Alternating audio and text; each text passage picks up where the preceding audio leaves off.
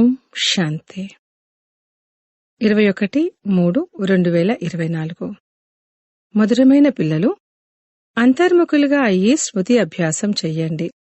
Check చేసుకోండి. ఆత్మాభిమానులుగా మరియు పరమాత్మాభిమానులుగా ఎంత సమయం ఉంటున్నాము. ప్రశ్న: ఏ పిల్లలైతే ఏకాంతంలోకి వెళ్లి ఆత్మాభిమానులుగా అయ్యే అభ్యాసం చేస్తారో వారి గుర్తులేమిటి? జవాబు: 1.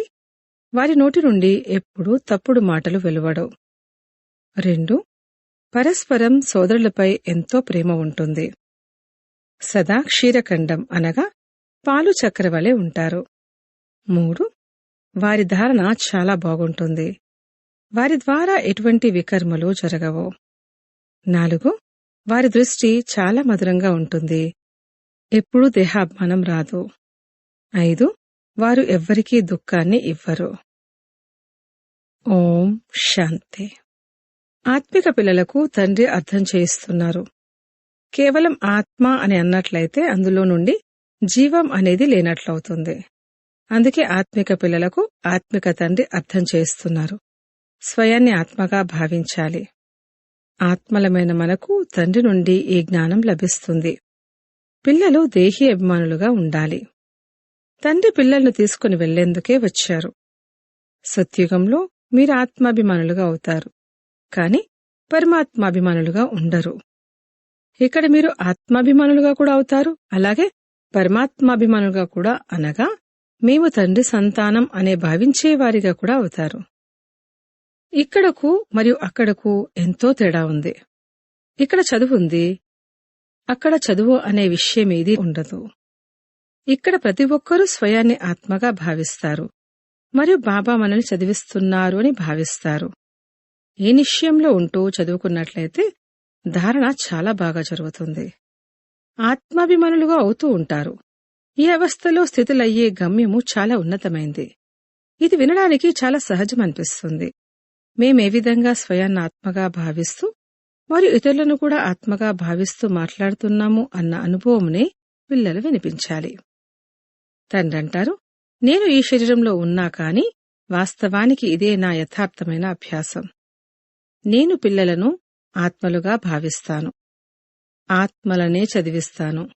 భక్తి మార్గంలో కూడా ఆత్మ పాత్రను అభినయిస్తూ వచ్చింది. పాత్రను అభినయిస్తూ పతితంగా అయ్యింది. ఇప్పుడు మళ్లీ ఆత్మ పవిత్రంగా అవ్వాలి. ఎప్పటి వరకైతే బాబాను పరమాత్మగా భావించి స్మృతి చెయ్యరో అప్పటి వరకు పవిత్రంగా ఎలా అవ్వగలరు? ఇందులో పిల్లలు చాలా అంతర్ముఖులుగా అయ్యే అభ్యాసం చెయ్యాలి. జ్ఞానమైతే సహజమైంది. ఇకపోతే ఆత్మలమైన మేము చదువుతున్నాము, బాబా మమ్మల్ని చదివిస్తున్నారు అన్న నిశ్చయము పక్కా ఉండాలి. తద్వారా ధారణ కూడా జరుగుతుంది మరియు ఎటువంటి వికర్మలు జరగవు. ఈ సమయంలో మన ద్వారా ఎటువంటి వికర్మలు జరగవని కాదు, వికర్మాజీతులుగా అంతిమంలో అవుతారు. సోదర దృష్టి చాలా మధురంగా ఉంటుంది. అందులో ఎప్పుడు దేహాభిమానం రాదు. బాబా జ్ఞానం చాలా లోతైందని పిల్లలు భావిస్తారు. ఒకవేళ ఉన్నతోన్నతంగా అవ్వాలనుకుంటే ఈ అభ్యాసం బాగా చేయవలసి ఉంటుంది.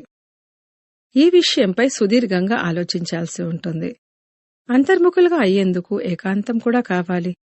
ఇక్కడ లభించినటువంటి ఏకాంతం ఇంట్లో వ్యాపార వ్యవహారాల్లో లభించదు. ఇక్కడ మీరు ఈ అభ్యాసం చాలా బాగా చేయవచ్చు.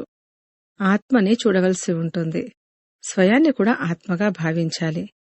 ఈ అభ్యాసం ఇక్కడ చేయడం ద్వారా ఇది ఒక అలవాటుగా అయిపోతుంది. ఆ తర్వాత ఎంతవరకు ఆత్మాభిమానిగా అయ్యాను అని మీ చార్ట్ కూడా పెట్టుకోవాలి. ఆత్మకే మనం వినిపిస్తాము, ఆత్మతోనే మాట్లాడతాము. ఈ అభ్యాసం చాలా బాగా కావాలి. ఈ విషయం నిజమే కదా అని పిల్లలు భావిస్తూ ఉండవచ్చు. దేహాభిమానం తొలగిపోవాలి మరియు మనం ఆత్మాభిమానులుగా అయిపోవాలి. ధారణ చేస్తూ మరి చేయిస్తూ ఉండాలి.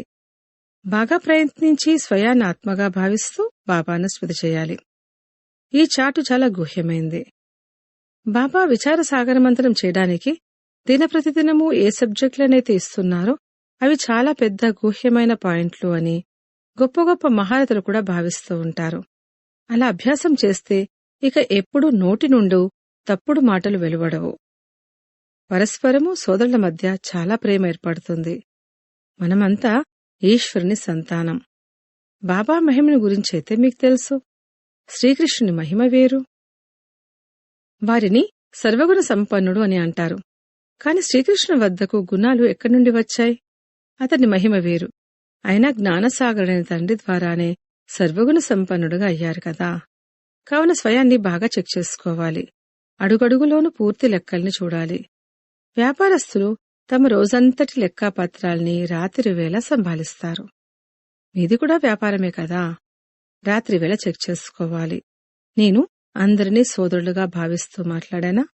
ఎవరికీ దుఃఖంనైతే ఇవ్వలేదు కదా.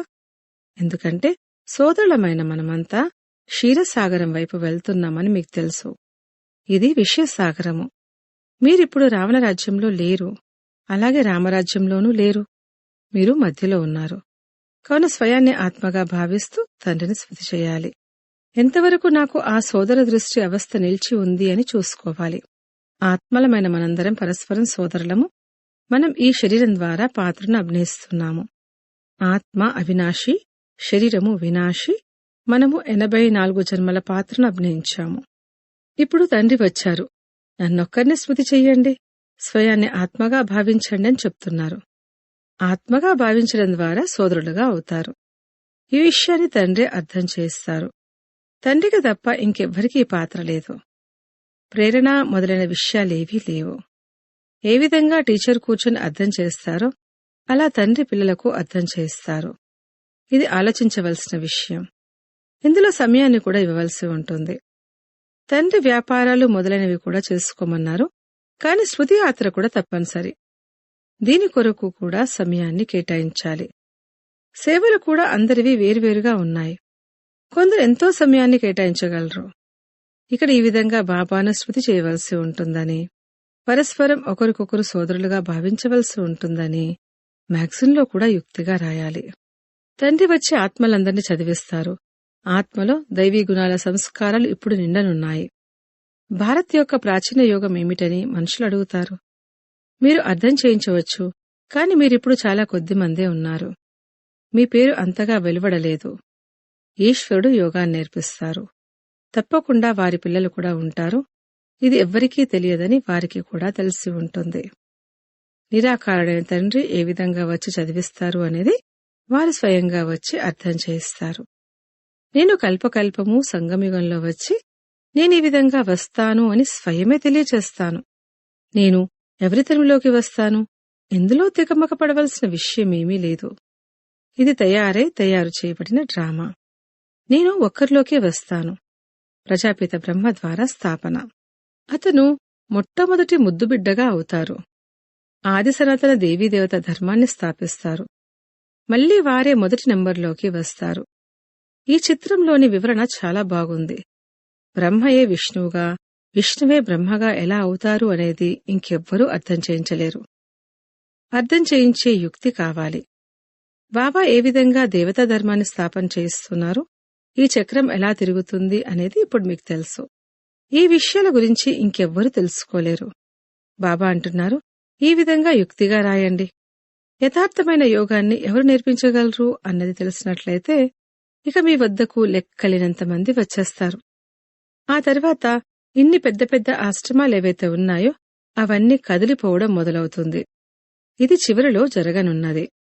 అప్పుడు భక్తి మార్గపు సంస్థలు ఎన్నో ఉన్నాయి, జ్ఞాన మార్గపు సంస్థ ఒక్కటి కూడా లేదు అని ఆశ్చర్యపోతారు. అప్పుడే మీ విజయం జరుగుతుంది. ప్రతి 5000 సంవత్సరాల తర్వాత తండ్రి వస్తారని కూడా మీకు తెలుసు.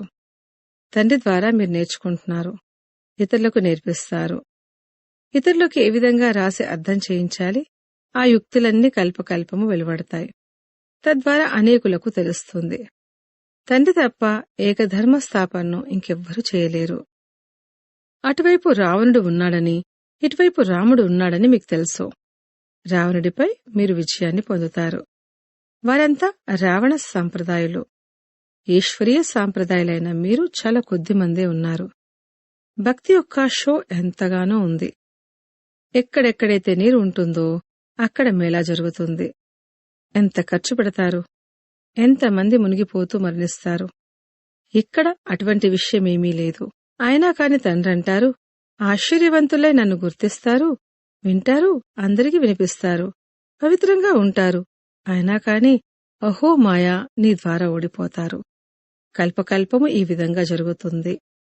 ఓడిపోయేవారు కూడా ఉంటారు. ఇక్కడ మాయతో యుద్ధం ఉంది. మాయా ప్రభావం కూడా ఉంది.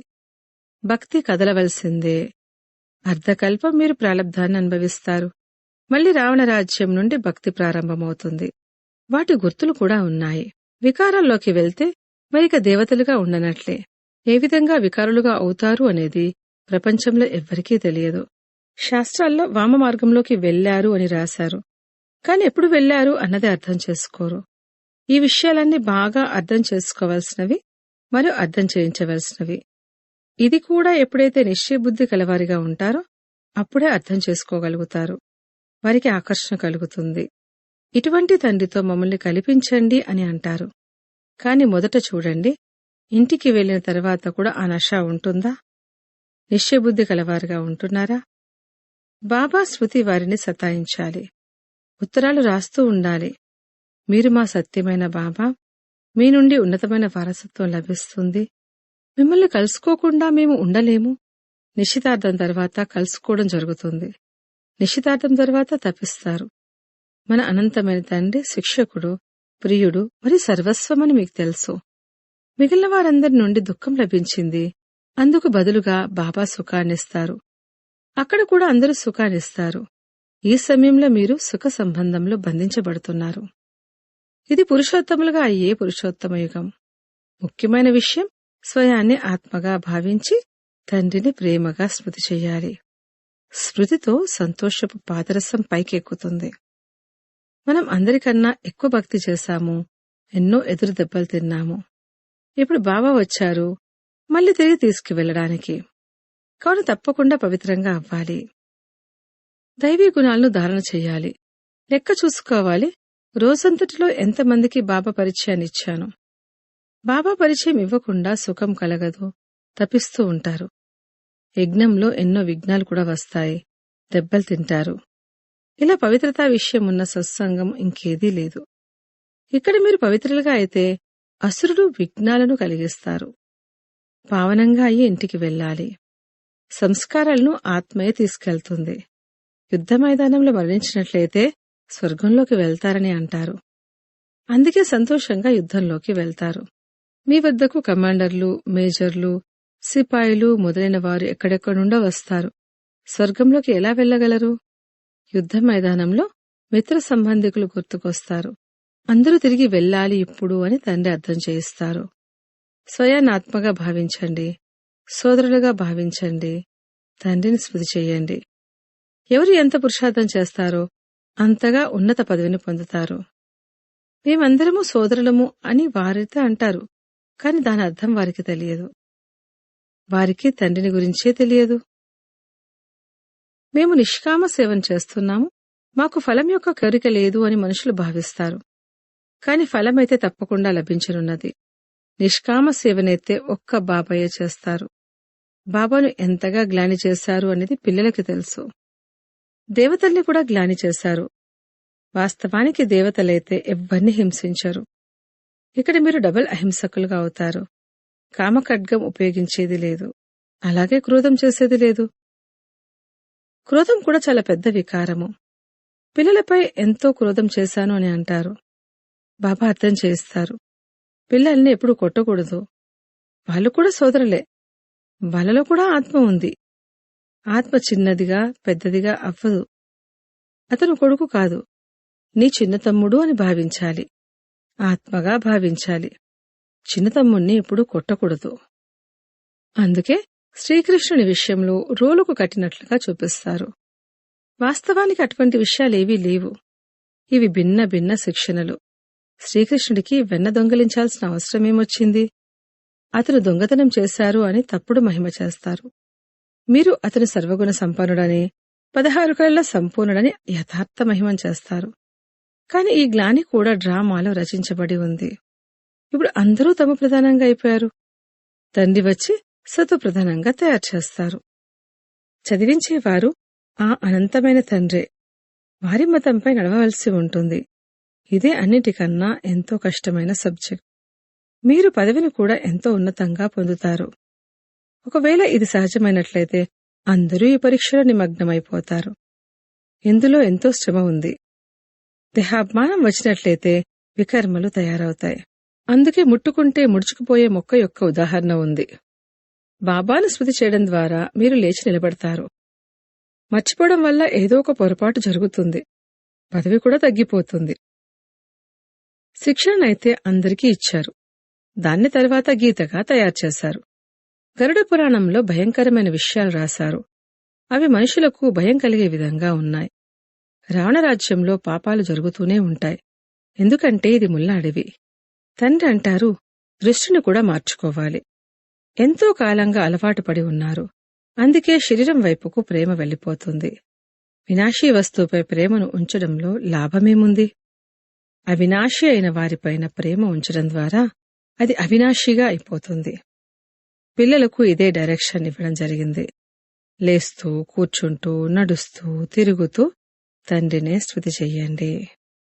అచ్చా, మధురాతి మధురమైన సికిల్లదే పిల్లలకు మాతాపిత బాప్దాదాల ప్రియ స్మృతులు మరి గుడ్ మార్నింగ్. ఆత్మిక పిల్లలకు ఆత్మిక తండ్రి నమస్తే. ధారణ కొరకు ముఖ్య సారము.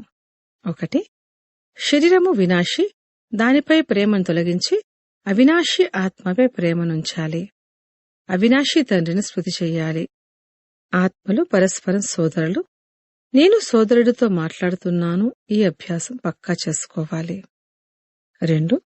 విచారసాగర మంథనం చేసి నోటి నుండి ఎప్పుడూ ఎటువంటి తప్పుడు మాటలు వెలువడిన విధంగా మన అవస్థను తయారు చేసుకోవాలి. అడుగడుగులోనూ తమ లెక్కలను చెక్ చేసుకోవాలి.